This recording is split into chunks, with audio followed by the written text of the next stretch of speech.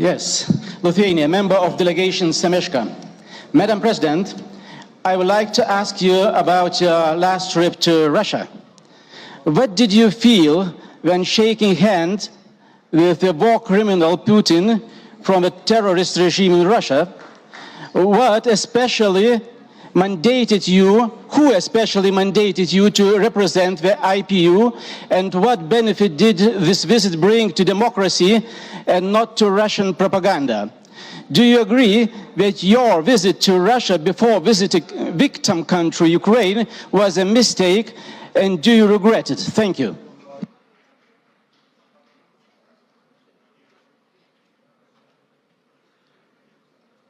I will now give the opportunity to Ukraine. You have 2 minutes.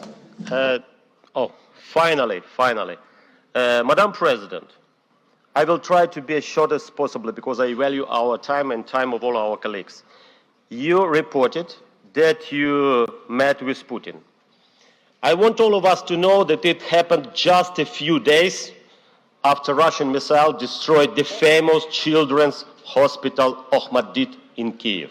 Just a few days. And because of that, I have a few simple questions to Madam President.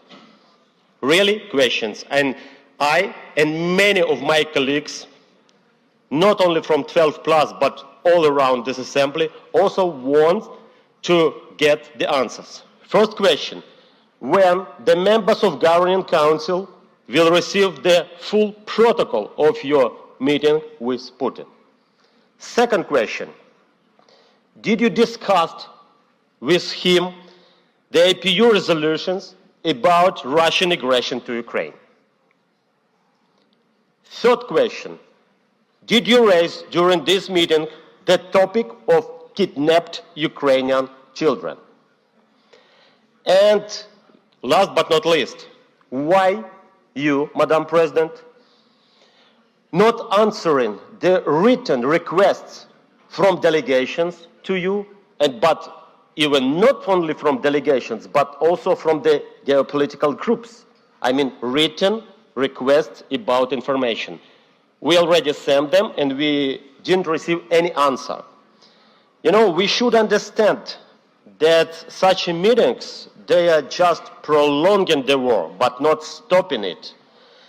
And because of that, such meetings, they continue suffering of the people, not only in Ukraine, but in particular, for example, in African countries, when people become really suffer because of the food crisis caused by Russian unprovoked aggression to Ukraine.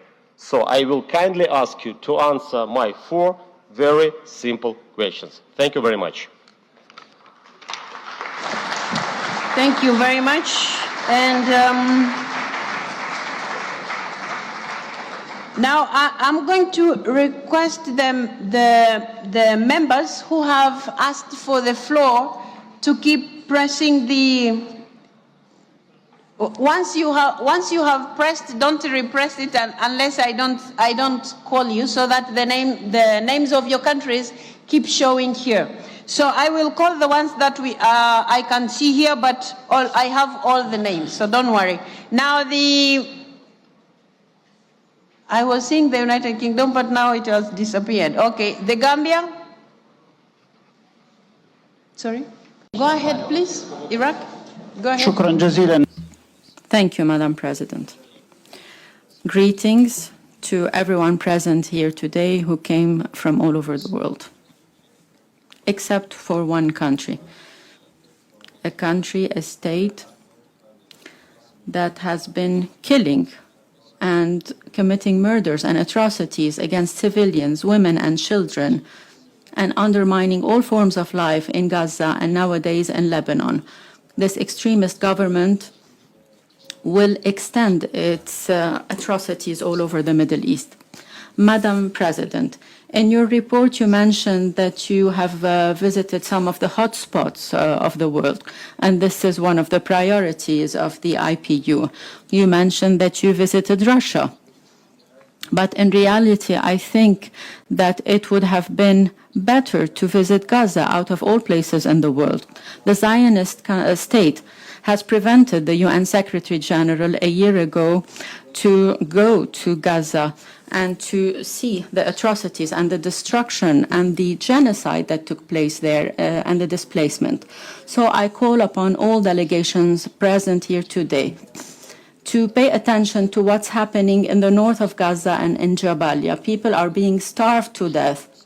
For more than 2 weeks now, medication, food, water, electricity are being prevented from entering in order to displace the people living there who have been surviving for more than 1 year in the face of the killing and the mass murders and displacement. Until when will the world remain silent and blind? Until when will we remain silent in the face of the calls for help of the women and children of Gaza while they are being bombed with the most horrendous weapons? Until when will the Western countries and the United States in particular continue to support these atrocities and horrendous crimes? Until when will we remain silent in the face of the blatant violations of international laws and the rulings of the ICJ and the ICC? Until when will this rogue state will remain above the law, above international law and above humanity? They are spreading publications here about a number of hostages or people that are being detained by the resistance, and they completely forget the remains of children and women that remain under the rubbles. Madam President, I call upon you as representative of the parliaments of the world to visit Gaza and the south of Lebanon, and I hope that we will stand in the face of this international terrorism. Thank you.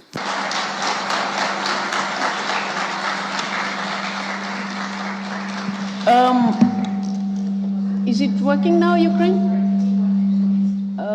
Okay, sorry, I have to do something. Just a second.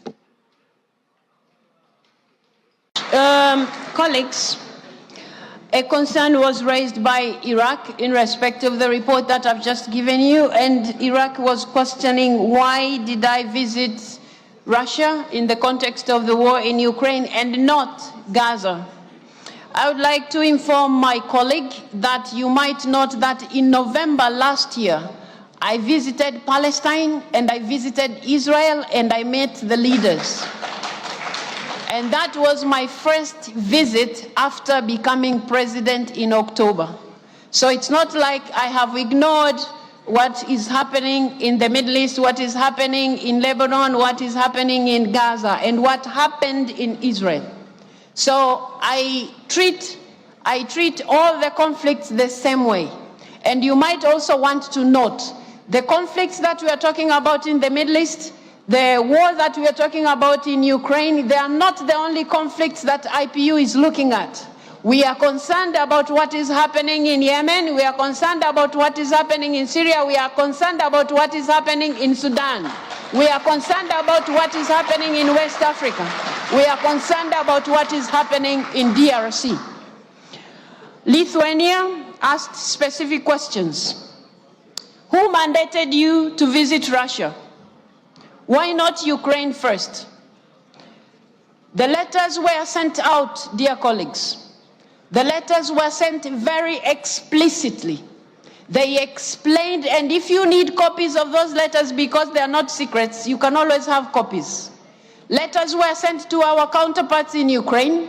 Letters were sent to our counterparts in Russia.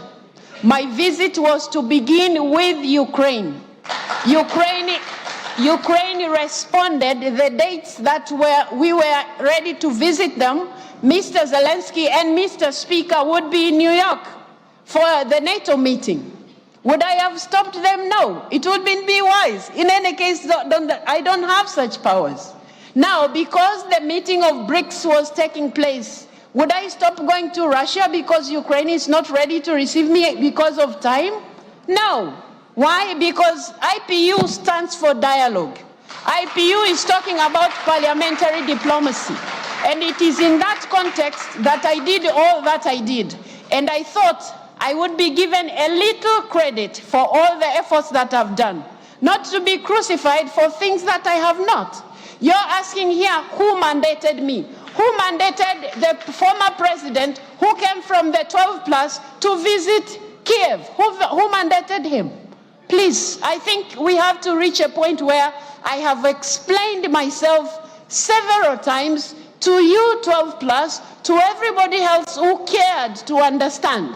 If you have a feeling like I went to Russia without going to Ukraine first, I have told you several times, letters were sent out. I wouldn't turn out my visit to Russia because I'm unable to reach Ukraine. You didn't ask me similar questions when I visited Israel, did you?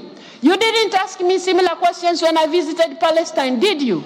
You're not going to ask me similar questions when I visit Sudan. You're not going to ask me similar questions when I visit other places. I think, colleagues, let's have trust. You have elected a president who is supposed to deliver to her mandate. You have elected a president who is supposed to deliver to her mandate, and I think you are dealing with me unjustifiably, which is not fair to anybody. The questions that you have been raising, I have responded them to the best of my knowledge and to the best of my objectivity in all this matter. And you must know, I would not have asked to meet Mr. Putin if it wasn't for Ukraine. My commitment to doing that, and this is not the first place I'm visiting. Why is it that is looking like I have met this person and therefore the president of IPU has all of a sudden become a monster? Please treat me with dignity the same way I am treating you with dignity.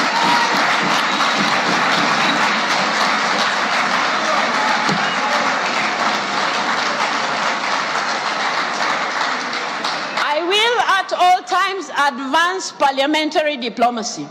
I will at all times give respect to the ideals of IPU, but I request you members to also accept I'm not God, I'm not an angel, I'm only human, I'm doing what is possible within my powers. The president of the task force has just informed you, and I have been repeating myself in this respect. I was requested by the task force to do what I did. What did I do wrong? I was supposed to sit back and tie my hands and say there's nothing we can do as IPU. That will not be doing justice to the women and children of Ukraine who are suffering. That wouldn't be fair to the mandate that you have given me. Give me a chance to lead this institution according to the ideals that we stand for. Not to crucify me just because I come from some country. Some of you maybe feel like we are still colonized in the mind. No. No, we are not. No, we are not. So please, let's respect each other. I'm doing the best that I can, and that is exactly what I'll do. That is my commitment to you. I will keep doing that. Thank you very much.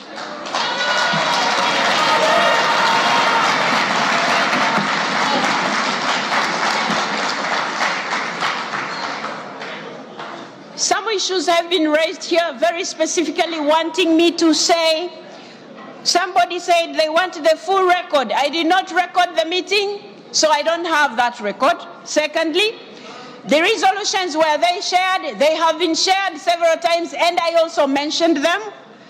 Kidnapped children that are in Russia, that is an important issue to IPU. We have been working together with the task force, and we will keep working together to make sure children are returned to Ukraine.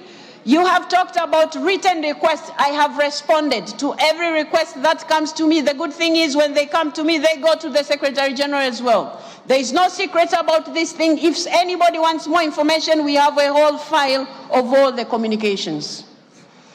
On the other hand, I have been asked here, Denmark asked me why I visited Russia while I haven't visited Ukraine. I have already expressed what actually happened. I believe, dear colleagues, this explanation puts at rest this matter so that you let me lead the institution you entrusted me to.